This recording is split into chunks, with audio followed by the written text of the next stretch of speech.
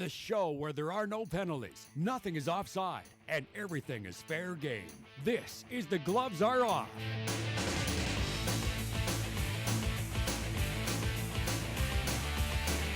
Hello and welcome to another edition of The Gloves Are Off. I'm Moses Wolder and we have a fantastic show for you once again.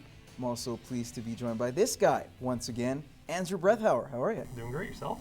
Not too bad, my friend. Of course, you are the Lloydminster Source sports editor, and you still retain your job, so things are looking good for you. Still holding it down. Call it a win, I guess. That's a victory. Every day is a victory. Yeah, you bet. And speaking of a person that's holding it down, Jeremy Thompson, you've done a fantastic job in your time here with Newcap Television. You're, of course, one of the anchors with us here at Newcap, and we're pleased to have your sports knowledge to kind of drop on us. Yeah, and, it's my and see what you bring. inaugural appearance on Gloves, and I'm excited to be here. Excited to see what it's all about. There we go. All right. Well, we'll get things going for you, my friend. I know right. you're from the Edmonton area, and I know a lot of people from Edmonton have mixed feelings about this move. We're going to talk about Chris Jones right away and talk about his transition now from being just a head coach to being a head coach at GM with Saskatchewan. Then you throw in the title of VP of Football Operations, and you throw in another title of Defensive Coordinator for the time being. That's a lot for one guy to have, but you look at what he's done in his short tenure. Coming into the CFL since 2002 as a defensive guy from a coordinator position, then to a head coach, you see drastic improvement. Riders, bad defense all around. At 3-15, do you see the same turnaround with the Riders as he did with the Eskimos most recently, going from 4-14 just 3 seasons ago?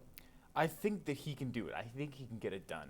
And personally, I believe that the Riders have maybe an even easier road than the Eskimos did because they have a much better quarterback than the Edmonton Eskimos did. I guess they had Riley when he took over, but it was just starting out there. Durant, once he gets back from injury, they're good to go there.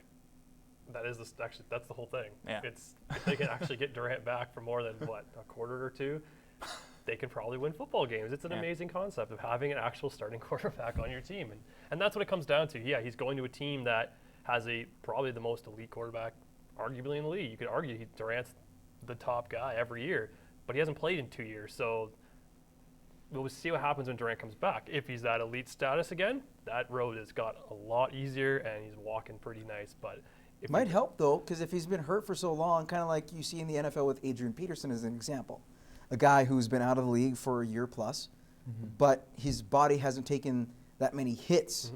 So he might be a year older, but his body hasn't taken that year of pounding constantly, getting hit, blindsides, you name it. Yeah, I'm pretty sure he said in an interview that he's not going to be the same quarterback when he comes back. He's going to be better because he's had that much time off to, I guess, improve his game, whatever that means. And he hasn't really played since he won a Grey Cups, and this is a guy who knows how to win in Saskatchewan, win with that fan base and everything they have there. And they have a good team. It's just when you go through that much, the quarterback carousel like that, you can't expect how many quarterbacks to go through? 3-4 last year? You can't expect to win any games when you're every week changing up your starting quarterback. All right, let's talk about another move that involved the front office, and that was the Toronto Blue Jays hiring Ross Atkins, a fellow friend, you would say, of the current GM or current president, that is, of the team, Mark Shapiro. He introduced him, but of course with Cleveland, they've had issues when you look at nowadays, not as opposed to, say, the early 90s. But you lose David Price, you lose Alex Anthopoulos, you lose, you haven't lost yet. You still have John Gibbons, but you haven't really had that big name pitcher that they need to address. Do you think that there are some issues with the Blue Jays going forward as a fan, and are you definitely in that mix where you're really concerned, or is this just one of those things you're like, okay, we'll just wait and see? Are you a Blue Jay fan? I mean, I'm a Blue Jay fan as much as all Canadians are Blue Jays fans. By default? In that, I'll hop on a bandwagon as much as the next guy when they do well. I think that, of course, Price is a big loss. Anthopoulos is a big loss. But, they still got a lot of great players. Tulowitzki is sticking around for now, I'd imagine. So, you got to like their chances. Are they going to make the playoffs again? I don't know about that. As a fan, would you be scared then? I know you're saying as a casual guy, that's fine from the outside looking in, but if you were a diehard Blue Jays fan, they haven't tasted postseason baseball. It was first time this past season in 22 years. Do you think that was just a little taste and they're not going to get it again? It could be. If I'm a fan, I'm scared. I'm not a fan, by the way. I'm not a All right. bandwagon jumper. But if you were, a If fan- I was, I would be scared. And the reason I am because there seems to be no direction. Like there was little talk about a GM. Then the GM gets hired. Now there's like, where are we going from here? Who's on our target? Who's on our radar? What do we need to fill? You really have no idea where this team is going to actually go. They got free agents coming up next year, big names, Batista and Aaron Cashel.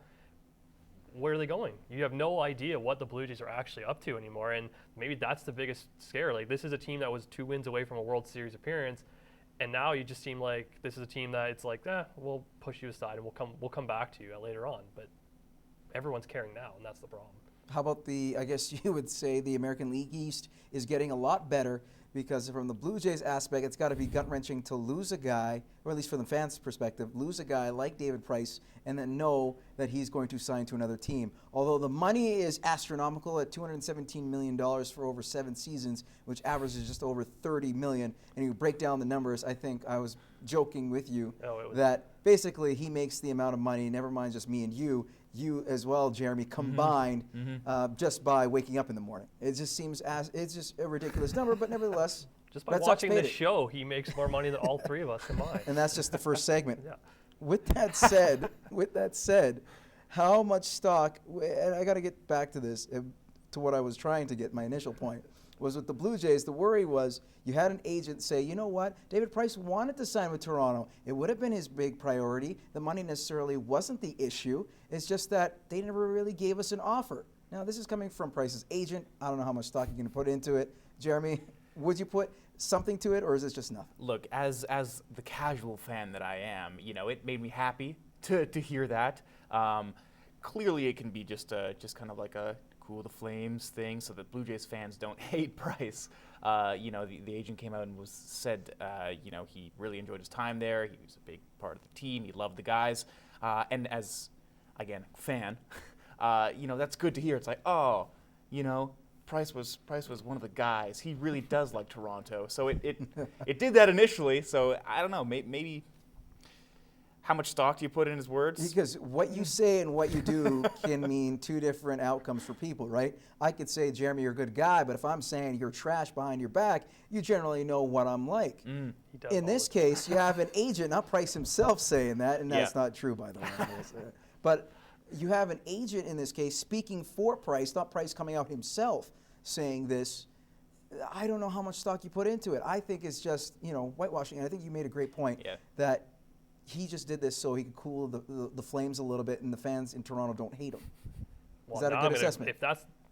If it is, now I hate the management even more for not going and making a deal with Price, and it's been reported by others that the Blue Jays never made an offer.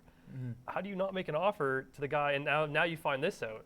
Well, now if the Blue Jays don't go to the World Series this year, there's going to be a meltdown in Toronto. Because if I'm a fan, I'm going to be pretty pissed off that we just lost out on the arguably best pitcher in baseball because we didn't bother to make an offer, and because we didn't feel we could go the same money route as other people did. But you don't know until you put an offer in. I guess. And to be fair, that is a very steep money route that you would have to go. I honestly would have sided with Toronto, give him an offer sheet, but not for $30 million. If you have the LA Dodgers saying, we don't want to, that's too much money. The LA Dodgers, you got an issue. But guys, hey, we got tons of great topics to talk about. I know you guys are just scratching the surface here. We're going to take a commercial break and return with more Gloves Are Off.